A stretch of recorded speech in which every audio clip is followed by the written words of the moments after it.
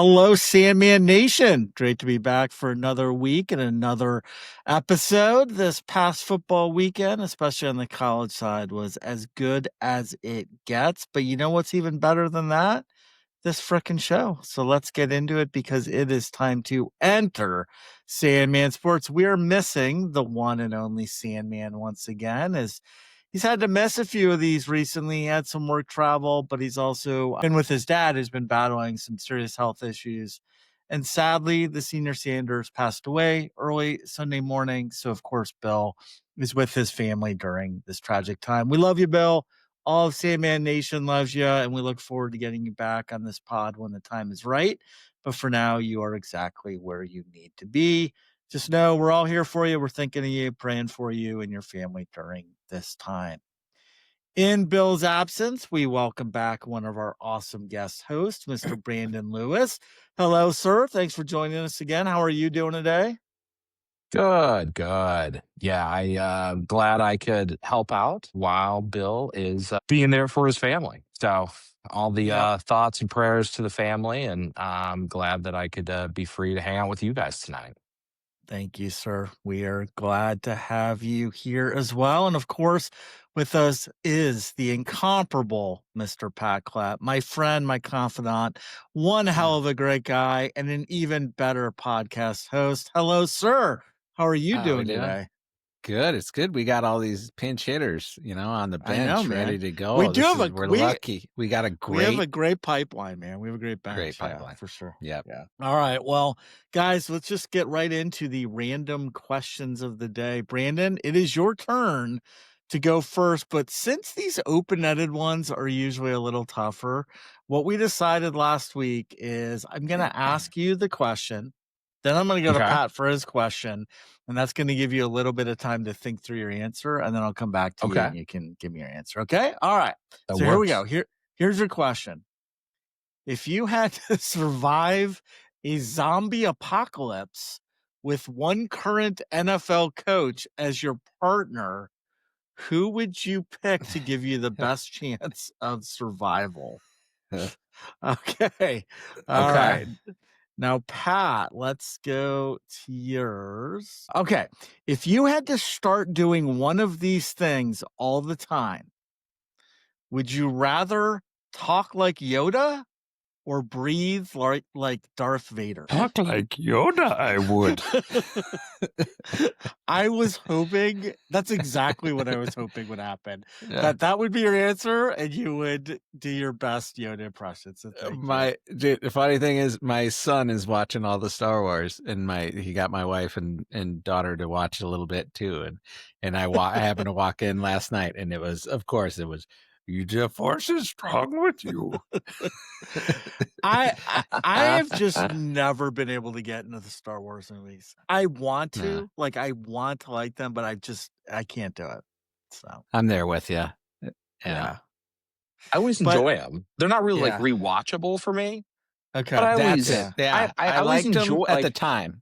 Yep. Yeah. And when the second trilogy came around, I remember rewatching, the first ones and enjoying them. And when we started getting the more recent ones, I kind of went back. But it's not like if it's on TV, I'm not gonna sit there and watch it end to end or something like that. It's a fun story. Yeah. Mm-hmm. Yeah, they all say the second one is one of the best sequels ever. The Empire Strikes Back. I mean, that's the one with Yoda, so I don't know. Yeah, maybe he carries it. It's been a long time since I've seen any of them, to be honest. But all right, Brandon, who are you going to the zombie apocalypse with? What NFL coach? I think you got to go Dan Campbell. Don't you just need mass? Yeah, that is a. You just need a dude with traps just to help you fight your way out. That's the first thing that comes to my mind. That might be the definitive answer, because I don't need some guy that weighs 140 pounds. If he can't fight, he might be able to give an inspirational speech to the zombies to get them on your side too, man. Provide some leadership for whoever else is left for us. I don't know. That's the first thing that came to my mind, was just pick the biggest guy and just go, you seem to be able to just push some weight around. The only other one I might pick is Pete Tomlin. Carroll because I don't like him and I would just sacrifice him. Give me a little bit of time to run away. I don't know. It's not Yeah. bad. And Tomlin's that not wrong? bad. He seems like Tomlin's he would not be a bad. no-nonsense kind of guy. Yeah. He's a winner, too. That's a good pick. I like that. Yeah. All right. Well, sports wisdom, crave you do. Sandmansports.com. The answer, it is. That's right, guys. Even Yoda loves our website, and that's because there is so much great content. So be sure to check us out at sandmansports.com. All kinds of insightful sports and betting related articles, videos, and of course, this podcast. We have lots of college and pro football articles being published every single day, NFL, college football weekly roundups to best bets and predictions for the upcoming weekend. We have power rankings, Heisman heat checks, winners and losers, all kinds of fantasy football coverage too. We've also got our Seaman Legend picks. Our St. Louis Syndicate is back with their great video series. We have our very cool Fringe series that looks at so many unique and lesser known sports stories. So just a lot there. We also just, guys, believe it or not kidding, we just threw out our first NFL mock draft article already. So we're already looking at April and who might be drafting who. So that was a pretty fun article to edit and review. So seriously, be sure to visit our site every single day. We got a ton of stuff and hope you visit. And of course, we'd love you to also follow us on our social media at Instagram, Facebook, YouTube, and TikTok, all at Enter Sandman Sports. Okay, boys, let's get in the opening. So I think you both know, I know you know this now because of the prep email I sent, but I cannot stand the Washington Commanders name, not the team itself. I have no problem with the team. And I'm not saying that they should have kept it the Redskins. I'm just saying there had to be plenty of better names to call that franchise than the Commanders. And they're not alone. There are a lot of stupid team names that either are just dumb or don't make sense for that city or they're boring or whatever. So we're going to have some fun with this one. Each of us is going to pick our least favorite team name in each of the four major sports. Then, if you were the owner, I want you to tell us what serious new name you would change it to and why. Okay? So we get to play God. We get to change our franchise's team names, whichever one we don't like in each of the four major sports. All right, Pat, start us off. Who you got? Well, we're going to start with NFL. What do we want to start with? NFL. We're going to start with the NFL. Yeah. Yeah, I went with the Browns. The Brown what? Like, if it was the Brown Bears, that would be cool. Like, I could get down with that. Have a little brown bear logo. But what is a brown? What can Brown do? Is it UPS? I think UPS every time. Like, what can Brown do for you? Well, so I get the Browns because it was named after the founder, Paul Brown. But what I don't like is their colors are orange. Their colors aren't even brown, which makes no sense to me. So that's extra awesome to just go like, we're going to pick some other colors. Well, he's like, I'm going to be so clear that it's not about the color. It's I'm naming the team after myself, that we're going to give the team a different color. Like, I don't want this confused. I'm a narcissist. We're naming the team after me. We can't. Brown pants at least? No. Yeah, completely different colors. No brown we're doing whatsoever. Yeah, we're staying all the way away from the color. All right, Pat, that is a good one. Yeah, the Browns is not my favorite. I'm going to come back to Cleveland at another time. It's not going to be my NFL one, but I will pick on Cleveland a little bit later. Brandon, what do you got? I got the Cardinals of Arizona. It's a little personal being here from St. Louis. They stole our team. Took it to a different state and didn't even change the name. When we had a baseball and a football team that were named the same things, and they just moved it. And so I thought, you just change it to the Arizona Desert. I think it's a great name. That is what you guys are doing down there. At that time, it would have been very edgy to not have an S at the end of it. I think it's a great one. If you're going to steal the team, and it's one thing if you don't move them very far and you want to just keep the name, but go into a whole different climate and just going, we're going to keep the name that matches a team that's still there seemed seemed absolutely ridiculous, even when I was a I kid. actually forgot about that you had both Cardinals Yeah. in your And both that's teams did the same thing, and they just picked one of them up and moved them and just and kept the just name. moved them. Yeah. Yeah. That's good. No, the Arizona Desert's a good one. I mean, it's Yeah. intimidating. You can die in a desert, man. You don't want to fuck Right. with a desert, dude. No, No. that's good, man. That's good. And be careful. Yeah. Take you All out to right, the guys. desert, you So know? I got to get into my Commanders now. So I actually liked the Redskins, but I get it. Lots of political ramifications there. I went to Miami of Ohio when they were the Redskins, literally during the time that they were changing it to the Red Hawks, which became official the year after I graduated. So I get it.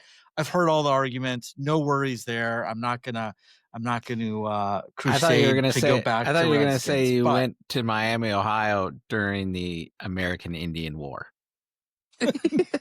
well, No, a little later Pat, than that. Pat, do we need Mike Paston to be a guest host for you again? I kind of liked that a little bit better a few weeks ago. I'm not gonna lie. He was solid. He comes He- prepared. That's one thing about him. He's does. ready to bring it. He does. Yeah. He does. Yeah. But seriously, guys, we have to be able to do better than the Commanders. And here's my choice. Are you guys ready? I truly think this is the greatest name ever. They should be called the Washington Renegades. It's brilliant. And here's some reasons why it works. So you keep the R, it's subtle but powerful. It still ties back to the Redskins era. The name sounds a little bit like it without any of the problems that comes with it. It's unique. There's no professional team using Renegades right now. I think there was a brief use of it in the USFL like 40 years ago. It's fresh. It's original. It's awesome. The vibe, it has that gritty, rebellious edge that matches football culture. You picture hard hits, attitude, swagger. I mean, can you imagine the Renegades with burgundy and gold? I mean, it just fits their colors. You can easily imagine just some killer logos and uniforms. And just imagine the Washington Renegades storming into Philly or storming into Dallas, invoking fear in the opponent, much more so than the Commanders, which, let's be honest, there are minor league lacrosse names that would work better than that awful, stupid name. So to me, this is just a no-brainer. I think we need to start a campaign to get the Washington Renegades up and running. All That's right, a great guys. Change the name alternative. again. Nice. That'll be nice awesome. one. We should. Yeah. That way we Yeah. can have 4 different jerseys in the same decade.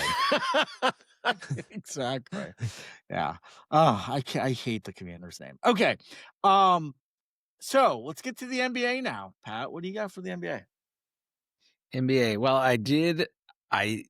and again, I understand they changed the Bullets to the Wizards, but I actually went with, I was thinking about that one, but then I actually went with, for similar reasons to Brandon, the Lakers, because it was the Minneapolis Lakers. Then they moved to LA, where I don't even think they have a lake. No. And they just kept the name. So yeah, I mean, you can think of something different. Give me a new name. I can't think of one, but I'm sure someone could. You know, the Los Angeles Dribblers. I went with the Lakers also, and I've got an idea. I like just going with the Stars. You're kind of stealing from the hockey side of things with Dallas, but I think something Hollywood focused makes a lot of sense. You don't, like you said, there's no lakes there. You stole the team from a place that had a whole bunch of lakes. Don't just hang their carcass on your wall. Change the name of the thing. And I think the Stars is a nice, easy, clean one. And look, you're moving to a spot where everybody's creative. I'm sure you could have had a whole bunch of guys try to come up with something creative. That's the whole place. Like, you would have had a great name. That's true. I mean, these guys pump out movies and screenplays and all kinds of stuff. Nab a team from somewhere else and just go, just keep it. Like, no, do something different. Yeah. No, I'm with you guys in the fact that I hate teams moving from a city where the team makes sense to another one. They just keep the name in it. It would have been like the Oilers staying, like the Tennessee Oilers. That would have made no sense to me. And thankfully they changed it. I'm going to give the Lakers a pass though, only because they're at least iconic and they've won so much under that name So I'm going to give them a pass. But there's another one in the NBA that has the same problem, and they don't get a pass, and that is the Utah Jazz. Okay, seriously, they don't even have more than like 10 bars in the entire state of Utah, yet they are named after a music that comes from New Orleans, the party capital of the U.S. and the city that founded the franchise. Please, for the love of God, change this name to anything else. I mean, even the Fighting Mormons would be okay, but I will throw out a serious one. Okay, I will throw out a serious one.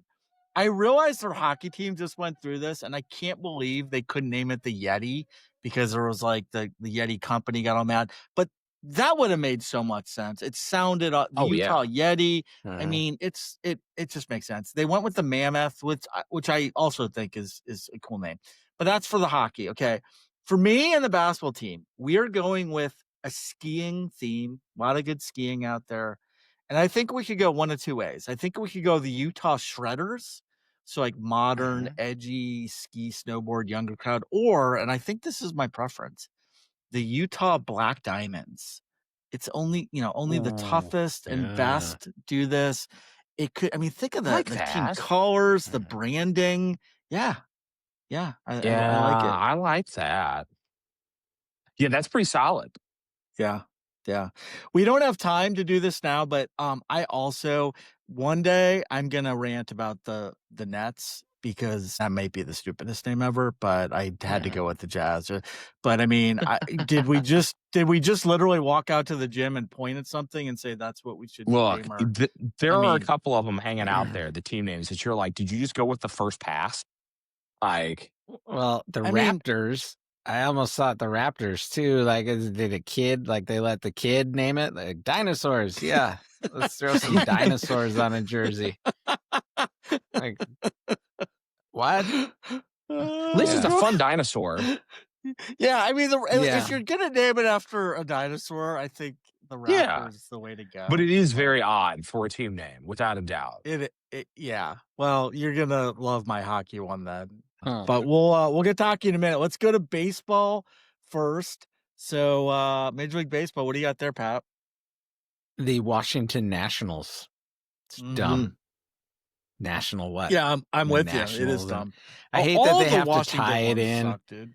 They have to tie it in like the Washington congressman, or how about the Washington delegates? Well, yeah, I mean, why do we have to tie it into Washington delegates? The actually political doesn't sound too bad. Delegates. First of all, that's kind of fun. I mean, the Commanders suck. The Nationals suck. The Capitals suck. Yeah. I mean, what is going on with these people? It's can you there's not come nothing up with else there? Yeah. I mean, at least they could pick any dinosaur. They could be the T-Rexes. That would be better. That would be better. Yeah. I don't know. All right. What do you got, Brandon? Well, I went with the Guardians. Kind of in the same vein that, look, you want to change the name of a team that is there and has a bunch of history. That's fine. But let's not pick a boring, just nothing name. I think you got to go something Cleveland. You change them to the Cleveland Rockers, and you just lean into, we got the Rock and Roll Hall of Fame right here in Ohio. Like, the Rockers. That at least has some vibe behind it. Yeah. Instead of just, we're just going to pick a general term. Yeah. And, I mean, you do play defense in baseball, but you're not really guarding anything. No. And everybody loves homers. Like, you pick something offensive.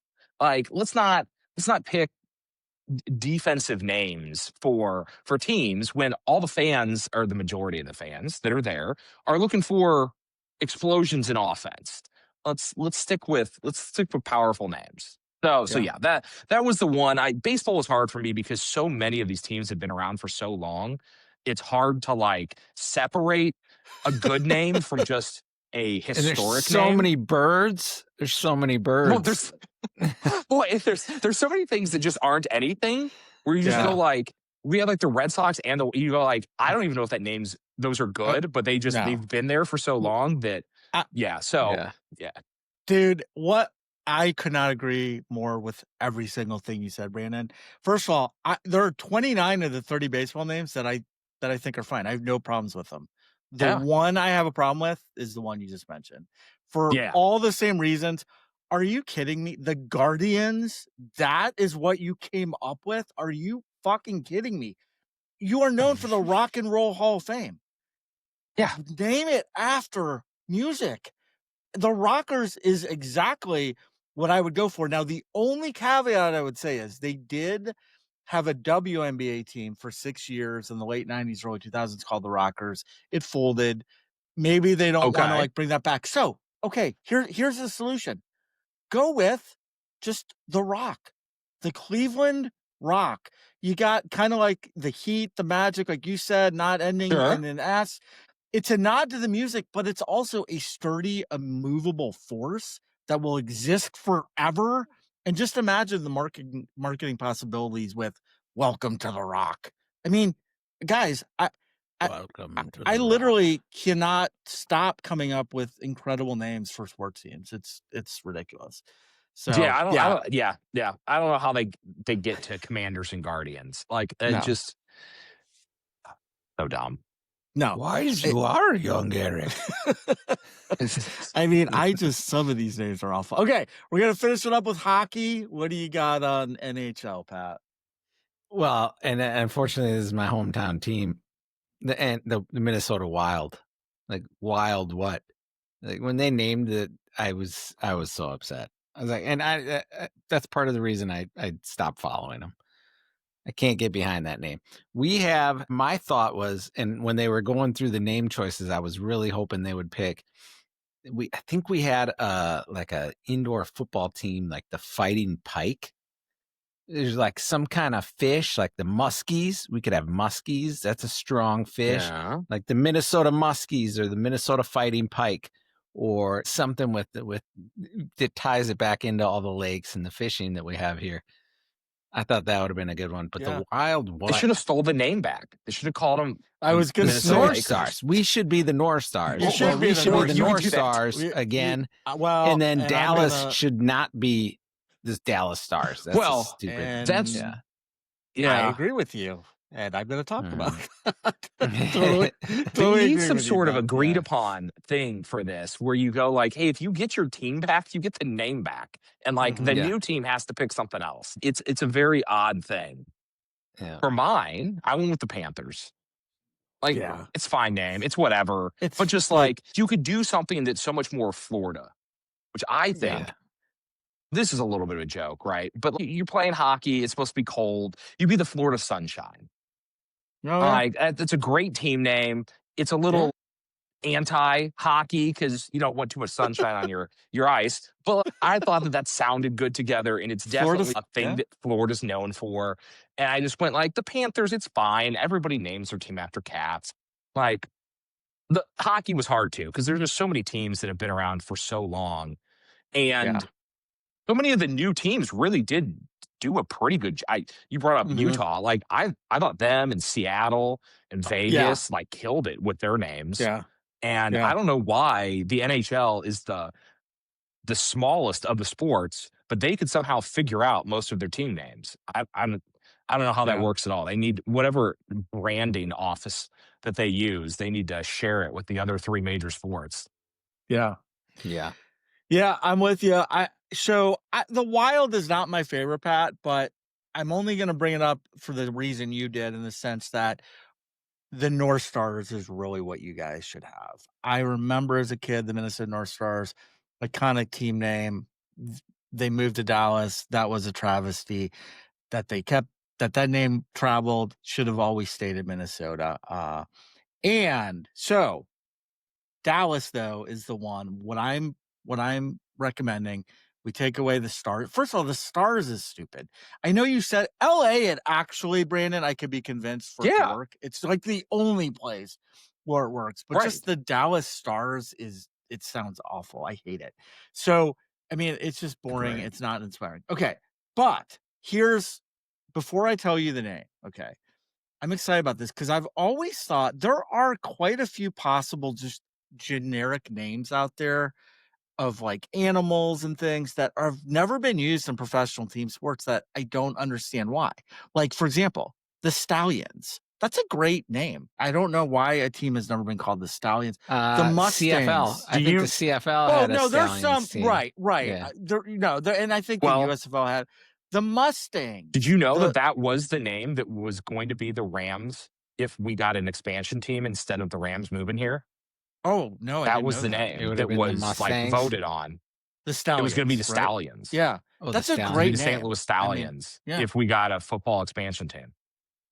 I mean that is nice. That is a great name for any team. Yeah. The Mustangs, the Bandits, the Cougars is another one that I'm actually kind of surprised. I know we talked about Cats, but guys, do you remember Brandon was on the show when we did the "Is it a team name or not"? Remember the minor league teams for the minor league? Yeah, the minor. Yeah, well, that's a whole different ball game. The minor league. Yeah, yeah. But guys, this team name, I have always wondered how in the world has this not been a team name of somebody?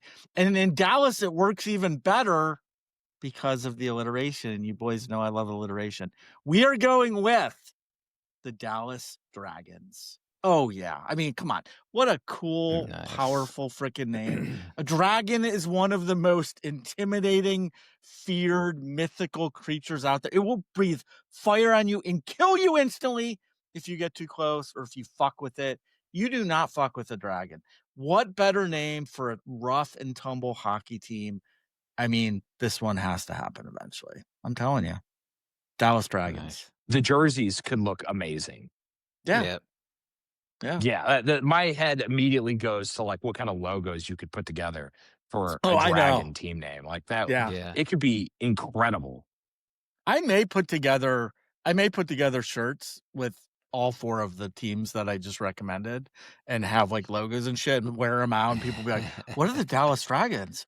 Well, they're nothing yet, but let's get a campaign going because they should be. Like we're trying. Yeah. Get a Prescott Dallas Dragons jersey. Oh my God.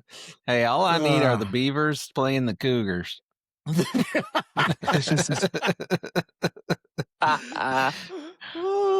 Beavers and the Cougars. That's one of your go-tos, man. I love it. We haven't talked about the Beavs and the Cougs in a while. Yeah. Okay. All right. Well, guys, that was fun. Great job.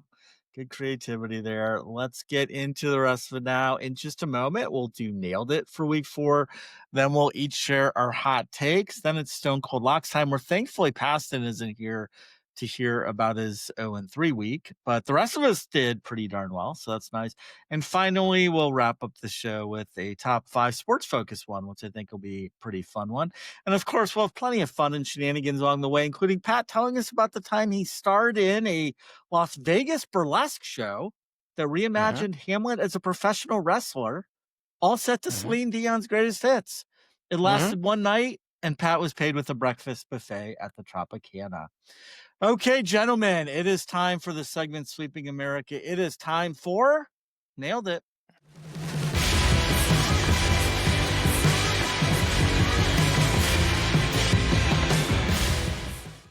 We are back for week 4. I'm going to pinch hit again for Bill in the moment.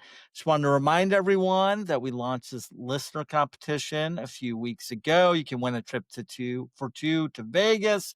Very easy. Go to our website, cmansports.com. There's a link right there. It'll give you all the information and how to register. Congrats to JD Raphael, who was our week 3 winner. It only takes a few minutes to register. And don't forget, all weekly submissions must be in by noon on Saturday. All right, guys. So before we get into this week's questions, let's share how we all did last week. I finally had a good Nailed It week. I'm excited about my performance. I actually had a good week for my picks too. So maybe things are turning around. I actually had two Nailed It's. I had 24 points exactly for Ohio State and 1 sack exactly for Micah. So that's 4. Pat, you did well wasn't too. a sack. I picked 0 for Micah, and that he got past the line of scrimmage. That was not a sack. Not to mention that he was running the ball. So whether it was behind the line or not, they shouldn't have been counted as one. Well, anyways, Micah got me a sack, so I got 4 points. Pat, you did well. You got 3, and Bill only got 1. So Updated season standings. Pat, you vaulted into first place. You got 8 points. Bill has 7, and I have 6. So we're kind of pretty tight again. All right, here we go. This week's questions. You guys got your phones ready? You're gonna text the numbers there. Okay. We will eventually mix these up. We'll do more than just college football and NFL as the season goes on. We'll get an NBA, NHL, even some golf events eventually, but there's just not a lot else going on right now other than football. So these are going to be another week of football focused questions. Number 1, in the college game, there are only 2 games between ranked teams, and the first is 5-0 and number 16 Vanderbilt traveling to number 10 Alabama. Last year, remember, Vandy upset Bama in Nashville. Vandy quarterback Diego Pavia is having a great season. Major reason why the Commodores playing so well. He's 5th in the nation with 13 passing touchdowns and had 5 last week against Utah State. My question is simple. How many passing touchdowns will Pavia have against Alabama on Saturday? All right. So Pat did 2 touchdowns. Me and Brandon both did 4. That's going to be an interesting game. I have no idea what to expect. They're Alabama's favored by 9.5, I think, in that one. Okay. Question 2. The other game with 2 ranked teams is number 3 Miami visiting number 18 Florida State. The history of this matchup has often come down to kicks, famously the many wide right games. So for this question, all we want to know is how many points will be tallied from either field goals or extra points. Missed attempts don't count. They have to add to the scoreboard to count for this. So if you think there will be 3 total field goals made and 6 extra points made, then you would guess 15. Okay. So the over-under, in case it matters, is 54.5, and the Hurricanes are currently favored by 4.5 points. Oh, wow. Okay, Brandon did 11. Me and Pat both did 14. Wow. A few ties already. That's crazy. All right. Number 3, let's give some love to wide receivers for this question. Texas A&M wide receiver Mario Craver is number 7 in the nation receiving yards with 477 in his team's 4 games.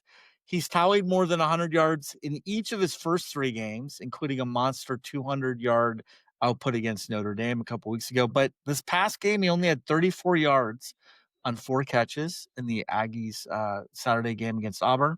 This week, they host Mississippi State and are 14-point favorites. So all I want to know is how many receiving yards will Mario Craver have in this game? All right. Brandon went 137. I went 115. Pat went 121. Pretty close there. Okay. We're going to move to the NFL for the next 2. Vikings play their 2nd straight game overseas, Pat, this time welcoming the Browns to London. In terms of yardage allowed, these 2 teams rank in the top 7, but they have each given up a decent amount of points. So not a lot of yards, but they're giving up points. Cleveland gives up an average of 26 points per game, Minnesota 20. The over-under is the lowest of any game in the NFL this week at 36.5. So my question is, how many total points will be scored in this game? Pat is 24-0 Vikes is what Pat is predicting. I said 35 points. Brandon said 34. All right. So I'm expecting the higher scoring game than you guys. All right. And then finally, New York Giants started rookie quarterback Jackson Dart this past Sunday, and he delivered by leading the team to an upset win over the LA Chargers 21-18. He didn't look spectacular, but he looked pretty darn good for a rookie in his first start. He only threw for 111 yards, but he ran for 54 yards on 10 carries. And that surprised me. I wasn't expecting to see him run so well. So my question is, how many rushing yards will Dart have on Sunday when they travel to New Orleans to take on the Saints? How many rushing yards will he have? Oh, Brandon's going big time. Go high. Yeah. Dude, this is ridiculous. This Pat and I both guessed 35. There have been 3 tie guesses, and I've involved with all 3 of them. That's crazy. And Brandon, you're just thinking like we are. I guess, man. Wow. Brandon went 71. 71. Yeah. Yeah, I think New Orleans is going to bring chaos to this little endeavor here, and Oh. he may need to break off some runs. So, Brandon, not to steal any thunder from Hot Takes or your St. Louis Syndicate or anything, but I gotta ask, you guys are big on the survivors, and people love your advice and that. Was there ever a time on Sunday when you were a little worried that the Bills might succumb to that force from the South known as the New Orleans Saints? I wasn't worried. I was pacing, trying to make it happen. I was so excited. There were 7 games. I had 6 of them on because I just assumed that was going to be a slaughter. Right. And then at one point, I saw a notification that they were down by 2, and I was like, "Oh shit! I got to get one of these games off of TV. I got to start pacing around. I got to start rooting for the Saints." But like, if we could have, I think there was triple digit people that had the Bills in Survivor. Yeah. We were about to pick up some real value for everybody that didn't take them, and New Orleans just choked there at the end. So yes, no, I was elated that we were getting that close to it. Okay. Kind of like Green Bay last night when they were coming down to kick that field goal. I was like, perfect. Yeah. This is gonna be awesome. We get those guys up out of here. Yep.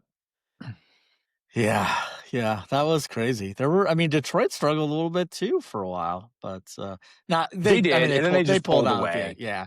But Houston kind of the same. Houston was my pick, and it started off and like they never really seemed like they were going to lose, but there was quite a bit of time that it was just like 6-0, and they were just playing. They were just hand slapping each other for a quarter and a half. Yeah, like somebody could scoot away with the ball and go score and screw us up, and then they pulled away too. But oh man, that Bills one, that would have been incredible. Yeah, I think 140 people picked them in that sounds right. One. Yeah, it was a lot. Yeah. It was a lot. Yeah. All right. Well, guys, let's get into Hot Takes. That's right. It's time for CMN Sports Hot Takes, brought to you by Double Take Salsa. Double Take is salsa done right, crafted in small batches with premium ingredients. It's built on a flavor-first philosophy that lets the spice shine without ever overpowering. You get a bunch of bold flavor first, then the heat sneaks in and earns the name Double Take. If you're looking for the best salsa experience, start here. Visit doubletakesalsa.com.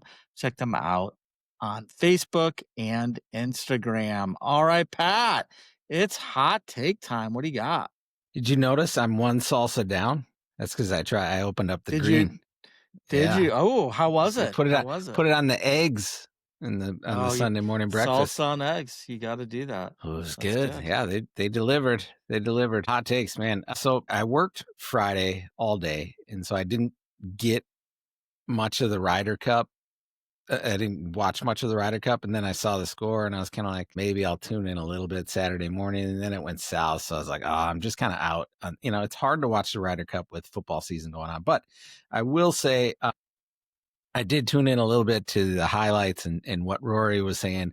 I'm okay with a little chirping, but when it gets personal, I'm not a fan. I like Rory's comments about why not cheer on your own guys? Why do you have to pick on us and make it personal? And I think I saw a couple interviews with some fans, and it's like, we're New Yorkers, we're tough. And it's the same thing with the Philly guys. Like, okay, you're just dicks. I'm fine with a little bit of chirping, but like when you go at personal attacks, like, dude, come on. What are we doing? Yeah. Like it just kind of, it looks ugly. It's gross.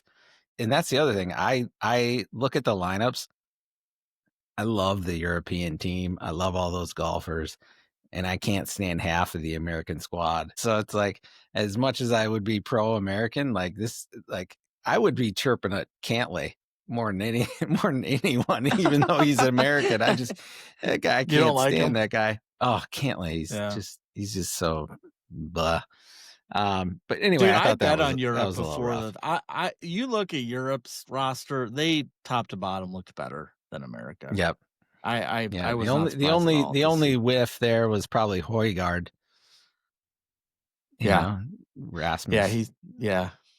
Or was it Nikolai? Which Højgaard was it? One of the Højgaards, but I have no idea. Anyway, honestly, my other hot take was I feel like kickoffs, and I've mentioned this before, have definitely improved the games.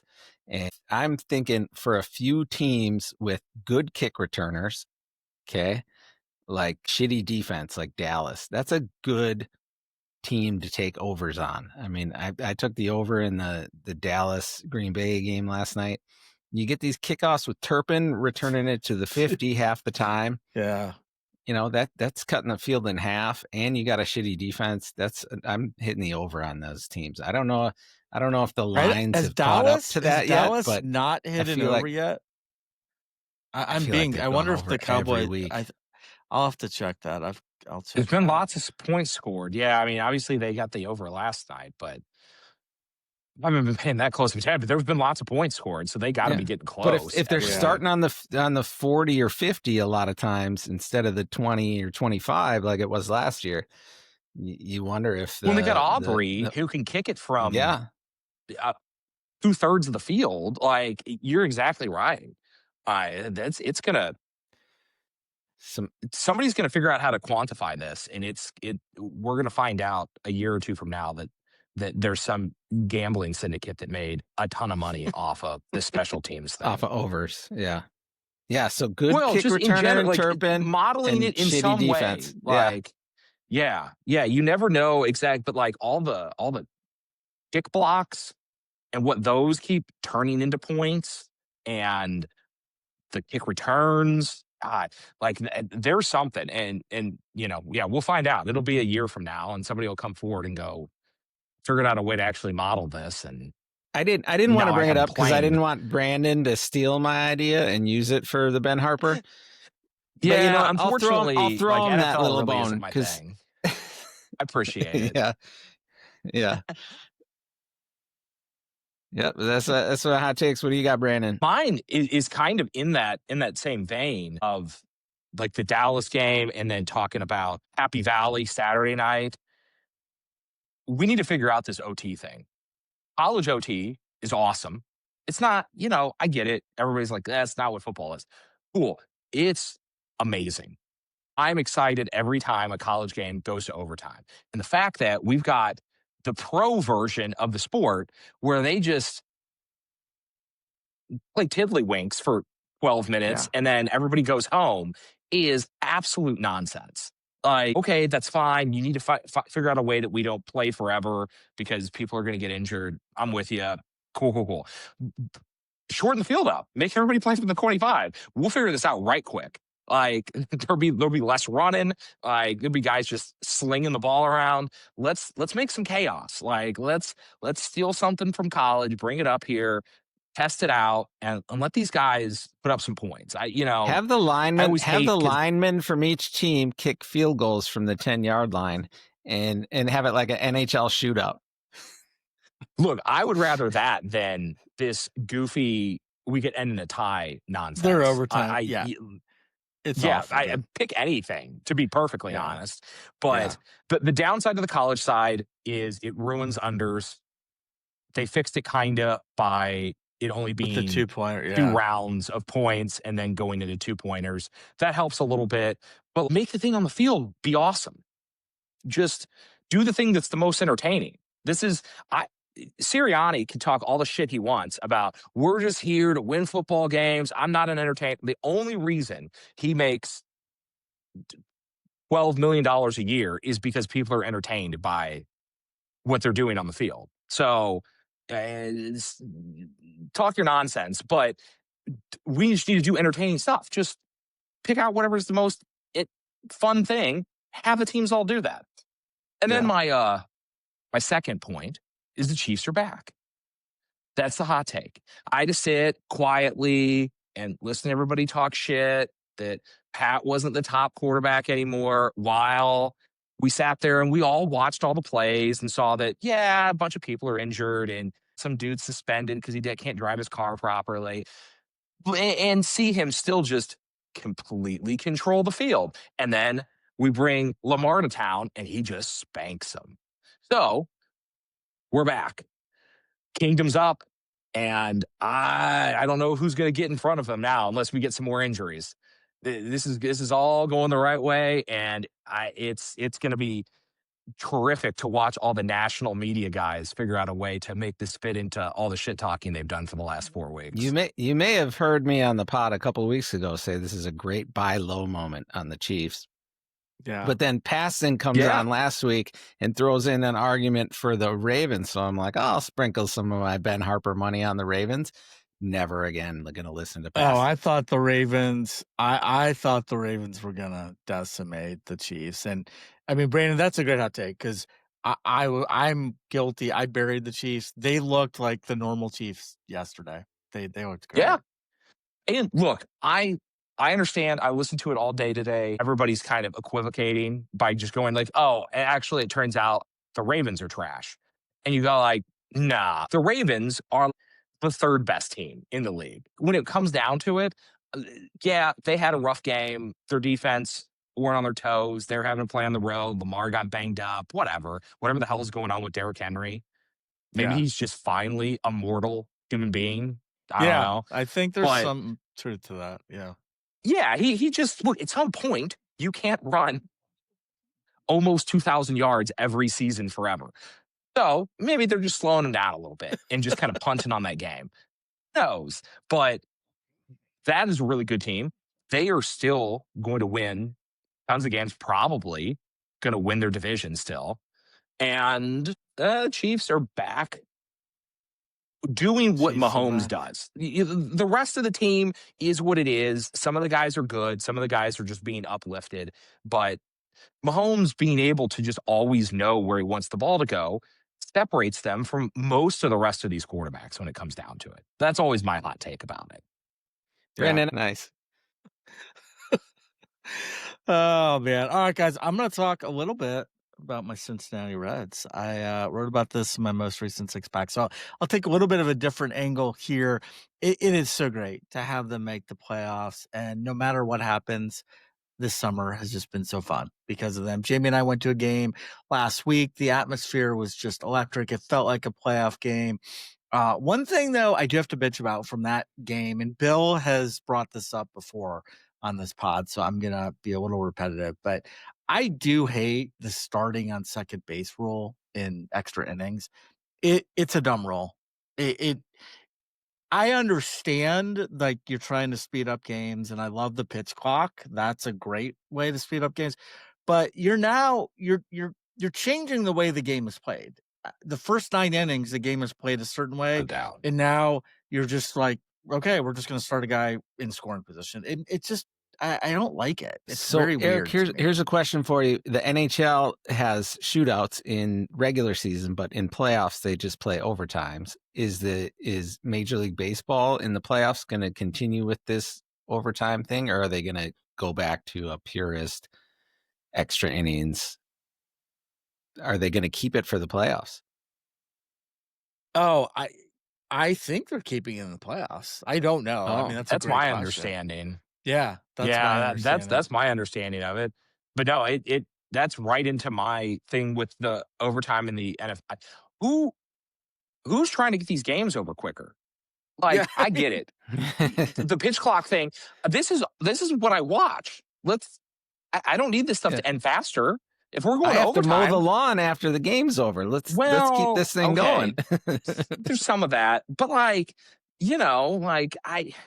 every once in a while you got something, but like, I'm not trying. No, I'm saying, so keep it going. I don't want to mow the lawn. Well, like, yeah, but I just, they feel like they have to shorten all the games to like get kids more interested in it or whatever, and it's like, they'll come around. They'll figure out gambling, and then they'll be hooked. Like, we got to wait until they're old enough to gamble, and then it'll be like cigarettes and I love beer. Basically, your whole argument is, don't worry. Eventually, the kids will be hooked on gambling. They'll and get they there. will be drawn to your sport. Don't worry. Yeah, it's all good. Yeah, they'll figure out they can gamble on this stuff, and then then they're in. Nice. That is my favorite take I think you've ever had. That's awesome. Oh, man. So the Reds they're into the playoffs. And the other thing that a lot of people now are bitching about is the fact that the Reds have to play all 3 games of their best 2 of 3 wildcard series in Los Angeles Honestly, I love it. Yeah, it sucks for the Reds, but that makes perfect sense to me. If you're the third wild card, so basically the sixth best team in your 15-team league, you probably don't deserve a lot of extra benefits. You're in, you have a chance, do the best you can. If you're on Yeah, the go road do for it. 3 games. Yeah, I mean, if you don't like it next year, don't be the worst team to make the playoffs in your league. Be better. Hunter Green healthy? Is he Yeah, ready he's to healthy. go? He's going to be their number Nice. 1 starter. They already announced. I forget who I know Ohtani is pitching in the Ohtani's third pitching. game. Yep. In the third game, but if it gets to that, but Yeah, just win the so first 2. Be done with it. yeah. And then real quick, I love this Reds team, but I got to share a few uninspiring facts about the squad. So the Reds are the first team in Major League Baseball history to have the following occur in a non-shortened season and still make the playoffs. So they have no qualifying batter hit 270 or better. Ellie De La Cruz was their highest average guy at 265. Think about that for a second. No batter. That's impressive. Terrible. I mean, no batter hit 25 or more home runs. No pitcher won 15 or more games, and no pitcher notched 200 or more strikeouts. It's not. You just did the average of impressive. everything and just made it over the hump. Yeah, like everybody pretty did much. a little of everything, and you got through it. I mean, it's fitting that this team literally had to sweat until the last day of the season to make it, because they are an average team. I mean, they're not above average. They're just not. But they made the playoffs. Chip in a chair. Give them a chip in a chair. That's well, exactly and right. Just keep in mind that we have a long history of Midwest teams going out to LA and ruining the Dodgers season. You guys can pick up where the Cardinals left off and just. I would love that. Now, this time, you're not going to get to do it against Kershaw like we always enjoyed doing it. You're going to have to pick a new Dodgers pitcher and ruin that guy's life. But we're all rooting for your team to go out there and screw up the Dodgers. $1 billion payroll. I don't think it's going to happen, but I hope. We'll see. And it's then, definitely the healthier way to go about it. For my second hot take, I'm going to go to the college game. I want to talk about an overrated football coach on the hot seat that I think his time has come, and this will be and should be his last season on the sidelines. And I'm going to talk about a name that not a lot of people think of or talk about, but I'm going to talk about Luke Fickell up at Wisconsin. I know this guy's story really well. He coached at Ohio State as an assistant for a long time, then at the University of Cincinnati, so just down the road from me. He's been at Wisconsin since 2023. Guys, it's nothing personal about Fickell. I know he went, he's got Ohio State roots. It has nothing to do with that. Some coaches are just better suited as an assistant, and this is one of them. He was a great assistant at Ohio State. And then Tressel resigned in 2011. He was named the interim coach that season. He led them to a 6-7 record. It was only Ohio State's second losing season since 1966 and their first since 1988. That was him. That was the only season he coached. Urban Meyer got hired. Meyer took him to a 2014 national championship. Fickell stayed on as assistant coach. He goes to Cincinnati in 2017. First year, he goes 4-8. Now, I will give him credit after that. He had some really good years at UC. Took the Bearcats to the first, college football playoff as the only group of 5 team to do it up to that point. He's the UC's all-time winningest head coach. But this was when UC was in the AAC before the Big 12 came calling. He took a big paycheck to go to Wisconsin. He's been 15-15 after 2+ seasons up there. This is a proud Wisconsin program, basically driven into the ground by this guy. He's just not a good head coach at this level. Put him back in the AAC, fine, but not at this level. And listen to this, guys. So good luck, coach. Good luck. Their remaining 8 games. This is the toughest schedule remaining of any team, I guarantee it. They play 3-1, number 20 ranked Michigan this week. Then 3-2 Iowa. Then 4-0 number 1 Ohio State. Then 5-0 number 2 Oregon. then 3-1 Washington, then 5-0 number 8 Indiana, then 4-1 number 22 Illinois, and then they finish on the road at 3-1 Minnesota. That is their remaining 30-6 combined record. I mean, That is a good pretty luck. serious schedule to be staring down the barrel of. Yeah. You know what? Good luck, Fickell. Good riddance. Go back to Ohio State. Take a nice, cushy assistant job. You'll fit right in. But you're not a top tier coach, man. And Wisconsin needs to get ready ASAP. Good call. Mm-hmm. Yeah. All right, guys. Well, it's Stone Cold Lock time. And as I alluded to earlier, Pat, Bill, and I regained the form we've been missing since our stellar 2024. We all three went 2-1. And so now our season records are Bills at 9-6, Pat's 8-7. I'm still slagging behind here at 6-8-1. But and I don't think any of us are where we want to be, but we're trending in the right direction. So that's good momentum. And Brandon, not to pile on, but 2 weeks ago your Stone Cold Locks went 1-2. So, we need some redemption today. Okay. I need you to bring it strong. I got it for you. I Okay. got 3 good. winners. 3 winners. That's what we want to hear. I love it. All right, Pat, start us off. What do you got? I'm going to take Brandon's picks and use them in Ben Harper against him in a parlay. He's going to go 3-0, but it's going to vault me into first place. All right. I got, let's start with Thursday night, Rams, Niners. Rams are giving 4.5. And I just think Niners are not the Niners we are used to, and I think I know it's a division game. I know it'll be kind of a bit of a slugfest at first, but I think the Rams will pull away and cover the 4.5. So give me Rams Thursday night game minus 4.5. All right, I like it. Rams minus 4.5. What do you got, Brandon? I'll get started with Indianapolis minus 6.5. I think that they had a pretty good showing against the Rams. They basically threw 2 touchdowns away. One with the mishandling of the ball at the goal line for a touchback, and then they had another sequence where they were right on the and then just stupid penalties pushed them all the way back.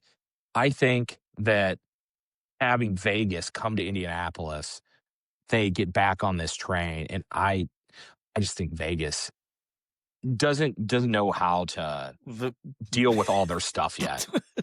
They don't know how to do anything. Yeah, I mean, Genty got more on track. Yeah. He looked, but good. I think Indy's lines will help them control this game. Daniel Jones will get back on his little game management scenario, and Jonathan Taylor will carry him. So I'll take the less than a touchdown and lay that for Indianapolis. Yeah, that makes a lot of sense to me. I'm going to the college game, and you guys are going to laugh at this pick because you just heard me rail against Luke Fickell and his Wisconsin program. But they're getting 16.5 points at my Michigan Wolverines. I follow Michigan closer than just about anybody. I'm telling you, that is way too many points in this matchup. Bryce Underwood has been a huge upgrade to the quarterback room compared to last season. He's quite talented, but he's still raw. He's still prone to some mistakes. Michigan's strength, guys, is their top 10 rushing offense. They average 257 yards per game. Justice Haynes has been arguably the most impactful portal transfer in the nation coming over from Alabama. He's been amazing. But here's the interesting thing to keep an eye on. Wisconsin actually is the number 2 run defense nationally. They're only giving up 50 yards per game. So now Michigan's going to do better than that, but I think it's going to be an interesting battle there. I also like that there's going to be so much running. It's going to shorten the game. I think there's going to be less chances for Michigan to get out to a crazy, huge lead. They're not as good as their 3-1 record. They're good. They're not invincible.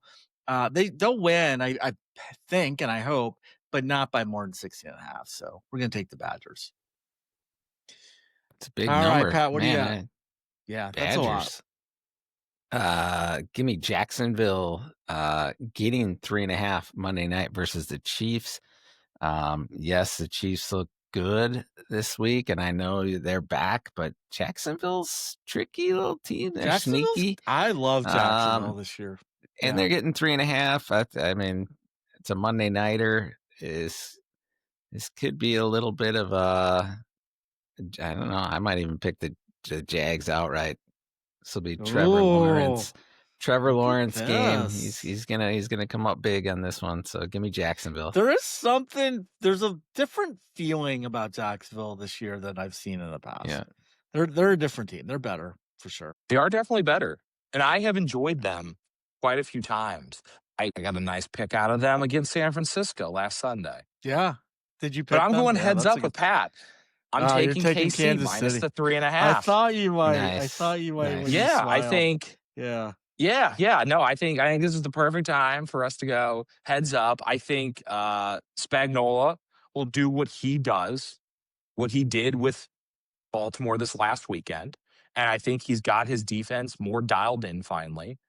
And I think Sunshine's going to have himself a long evening of guys in the backfield with him, making it hard to step into throws. So I'm going to lay the 3.5, and we're going to roll with the Chiefs this week. I figured, he's got nice hair. You got nice hair. Yeah. You guys, I don't know. Hey, I was always a big fan, and I really enjoyed it. I finally get to reasonably bet on them a little bit. I just don't think this is their weight. Yeah. Every year, guys, a certain college team just kind of speaks to me. A few of them do usually. And one of them this year has been the Maryland Terrapins. They've made me some money. I like what I'm seeing there. They're getting 5.5 at home, hosting the Washington Huskies. I love their young quarterback, Malik Washington. He's been a complete stud, more than 1,000 yards passing, 8 touchdowns, only 1 interception. They're 4-0. Washington is a good team, guys. They held their own against Ohio State for a long time. They're top 50 in both offense and defense. But here's the thing. Here's a few of the kickers for me. Washington is coming off a very physical, emotional loss to Ohio State. They now travel 3,000 miles to play a very solid team. Maryland is well rested. They're coming off a bye. They're at home. They're number 2 in turnover margin in the nation at +2 per game. They welcome a weary, tired team far away from home for a Saturday afternoon kick. This spot, everything about it, I think Washington's probably the better team, but Maryland getting 5.5 at home for all those reasons I said. I like the points. All right. Finish this off, Pat. All right. Yeah, this one I wasn't super confident about my Jacksonville pick, but Titans getting 9.5 against Arizona. I'm taking the Titans. I just don't think Arizona is that good. I watched their game this last week. Their offense was not clicking. Kyler Murray, he could barely see over the line. He got, 9.5 points in the NFL week to week. I think this will be. The Titans will at least hang in there with them. I don't see Arizona blowing anyone out this year. Their defense is okay. Their defense is decent, but I just don't have any faith in them moving the ball and putting up a lot of points with that offense. It is a lot. For Arizona to give that many points to any team, that's a good call, Pat. I like that. Mm-hmm. That one I'm pretty confident on. Jacksonville is more of a flyer. I just want to see it. Well, that'll work out perfectly because I took the other side as a flyer, so at least we can go head to head. My last one is New England +8 or 8.5 actually. Now DraftKings got them at 8.5, so I will take the 8.5. Actually, nice. Buffalo has been a very consistent team of not letting anybody out ahead of them, but they haven't pulled away all that often. And I think that New England is finally getting their feet under them. They got to beat up on a bad Carolina team and kind of warm up for going up to Buffalo and putting some pressure on a division mate. And I think getting outside of a touchdown is just too far of a stretch at this point in both those teams' season. So I will take the 8.5 and run with it. Makes sense to me. I love it. Uh-huh. Guys, I'm going to the Mac for my third Stone Cold Lock. I seem to always find good fortune when I pick a good MAC team playing against a bad MAC team. And sometimes it goes against me. 2 weeks ago, I got burned. Toledo lost outright to Western Michigan, but I got back on the horse last week, took Toledo again, and they covered by a ton against Akron. We're going Ohio University, giving 14.5 at Ball State. Ball State is not good. They are 1-3. They are second to last nationally in offensive production, 225 yards per game. They have faced mostly weak defenses, yet still cannot move the ball. They've only faced one defense all year that's ranked higher than 80th, and they still are second to last in offensive production. So OU, best quarterback in the MAC, and Parker Navarro. They have a balanced attack. Not only can they pass, they have a top 50 rushing game. Ball State has a porous run defense. Ohio is just, they're going to control everything about this game. It's at Ball State, which I don't love that part of it, but given 14.5 does not scare me. So that's what we're doing. All right. Well, guys, good job. I do feel we can't go 9-0, unfortunately. I guess we could go No. 8-1, but yeah, I'm feeling good. That Jacksonville, Kansas City one's going to be one to keep an eye on. Yeah, it'll be a blast. Yeah. Okay, so let's get into our top 5 guys. So this one was actually inspired by Brandon and Mike a couple weeks ago when the three of us were on the pod. I immediately wrote it down and thought it'd be a good one for today. So we're going to get into it.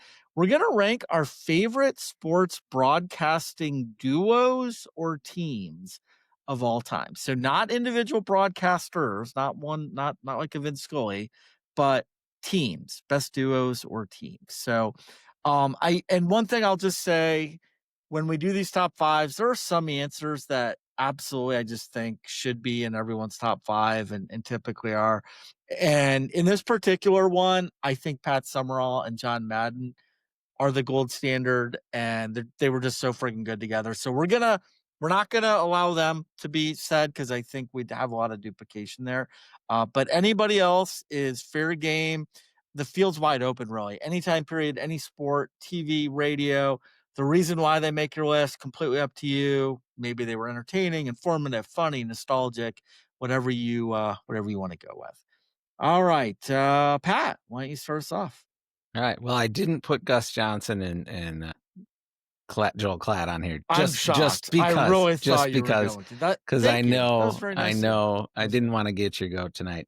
My first one is a radio duo of Kevin Harlan and Kurt Warner for Westwood One on the radio call for the NFL. If I'm not by a TV and I'm having to listen to it on the radio, those guys do a nice job.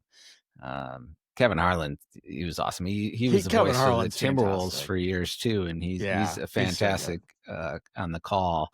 And then Kurt Warner adds a little bit of good intel, so I went with that as my number 5. And then my number 4, I went with the team of Vern Lundquist, Dottie Pepper, Jim Nance, the whole Masters team. And the Masters coverage, and it was really good when David Faraday was around too. But he's so good.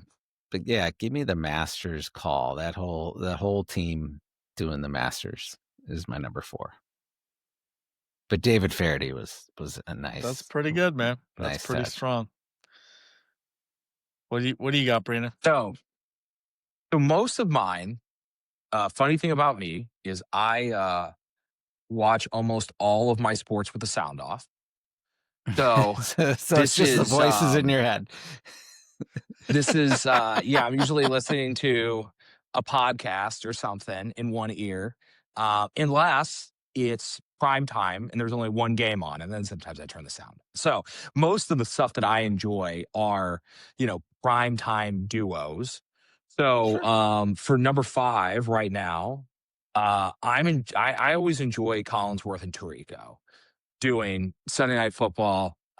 That is always a great time after going through the stress of trying to watch 9 football games at the same time in the morning to be able to sit down and just watch the two of them chat about one singular game on Sunday afternoon or Sunday evening is always an enjoyable situation.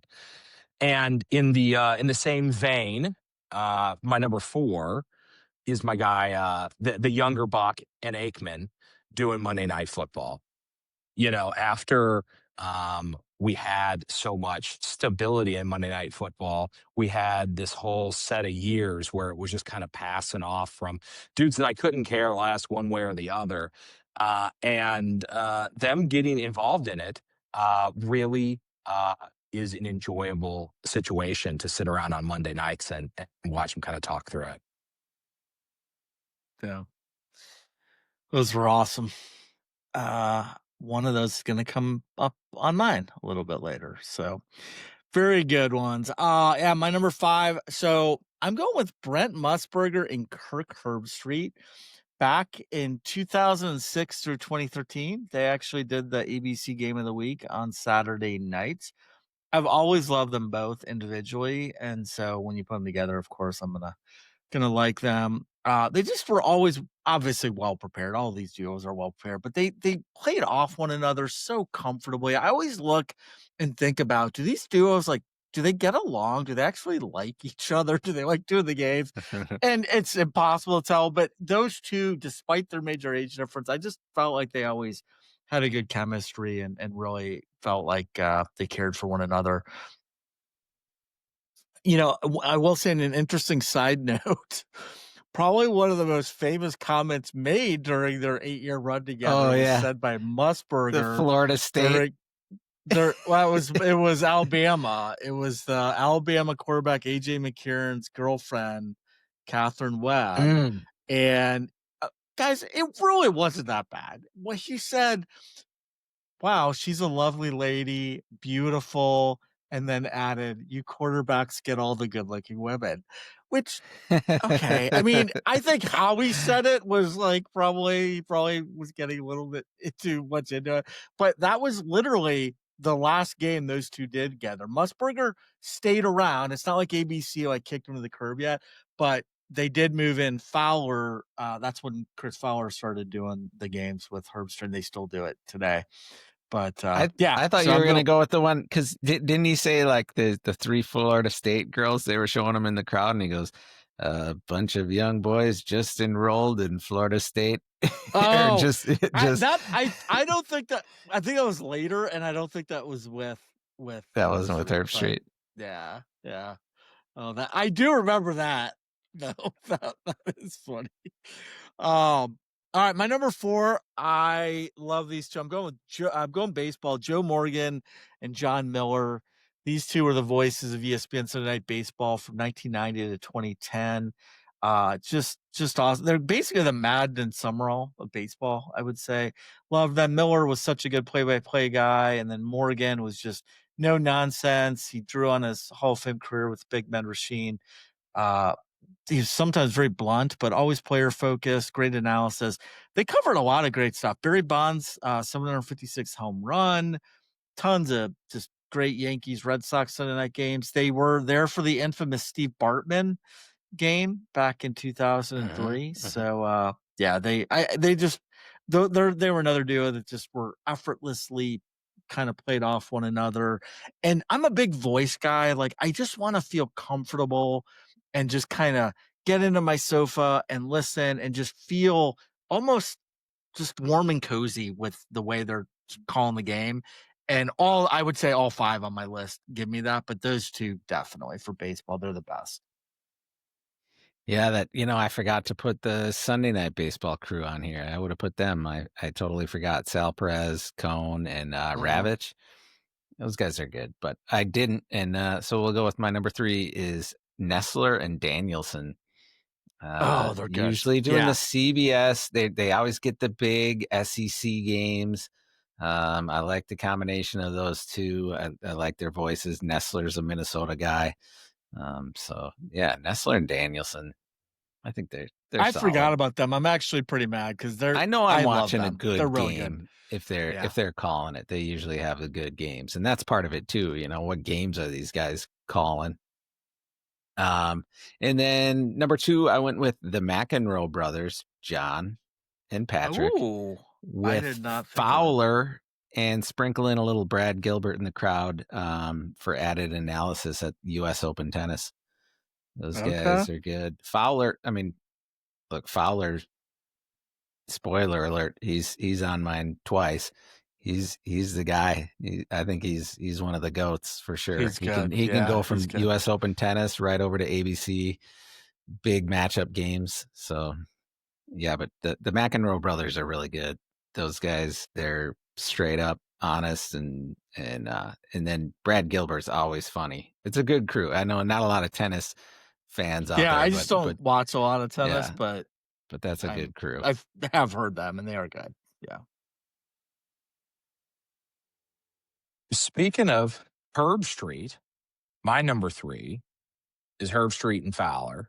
Yeah. And it drives from Herb Street. He's I so am good. always interested in him. Like from doing game day in the morning to getting in the booth for seemingly as many games as he can literally Oh get my on a God, plane and dude. get to. Yeah. Like he just to just grind. And anytime I do hear him, he knows what he's talking about. He's trying to sift through and have people feed him information from probably 8 or 9 teams that he's trying to learn everything about throughout his week. It's always a fun time when he's on the call for a game that I've got the sound on for.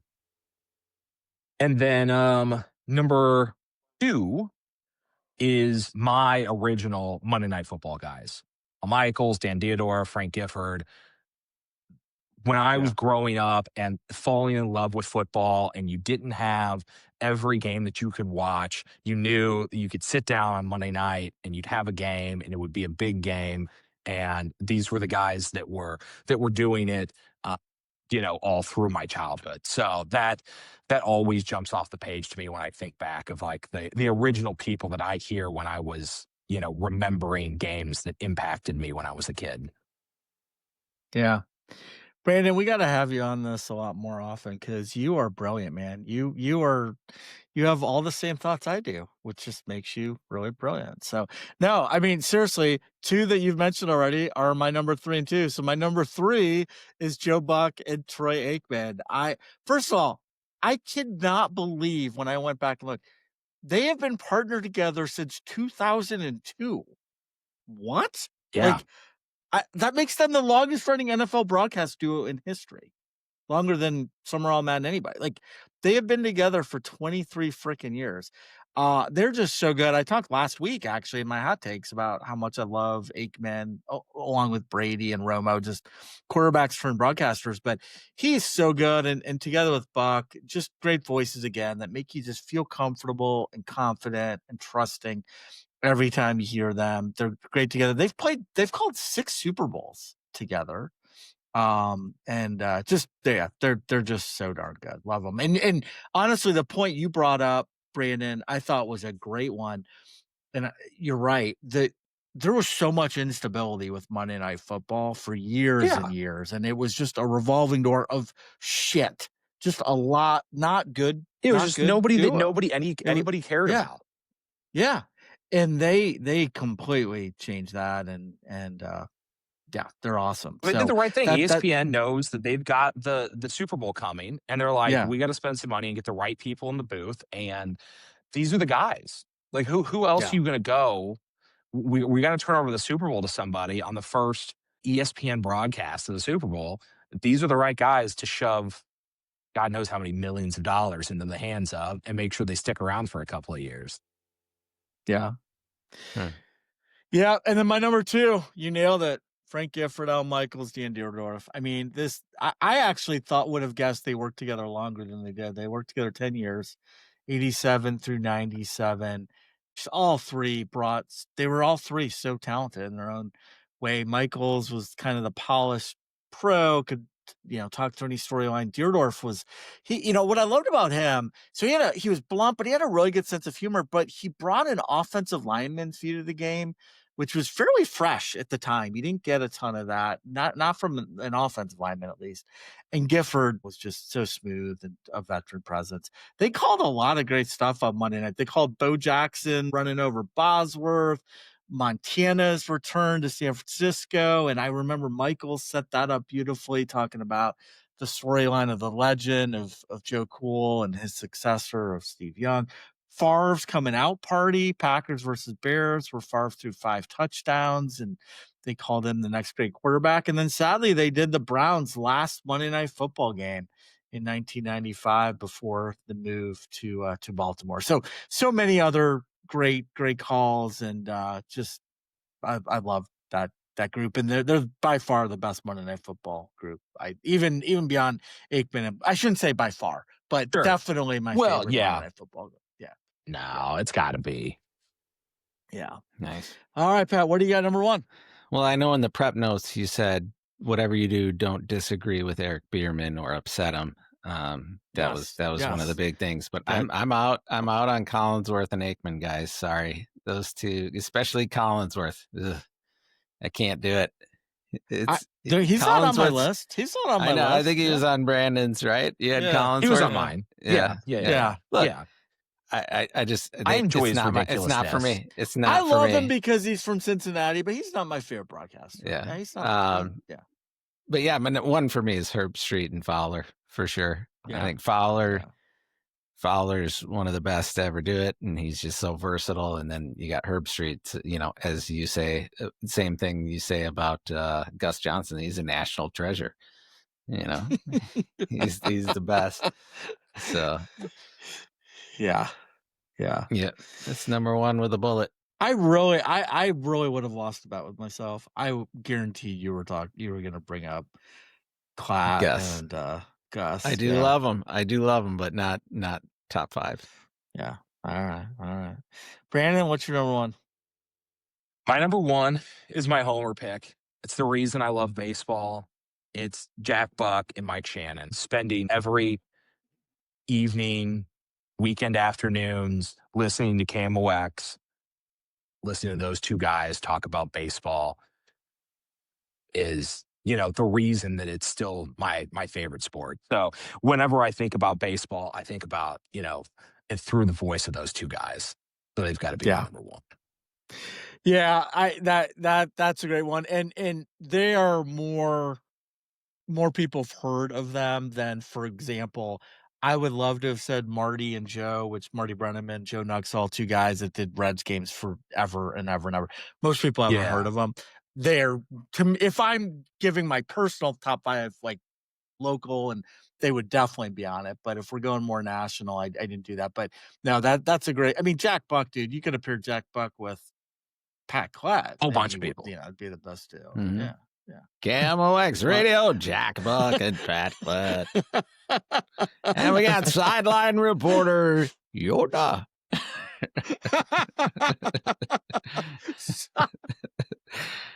The ball is being hit. Oh my God. Sideline reporter Yoda. That is fantastic. All right, guys. My number 1, I'm going back a little ways, going college football.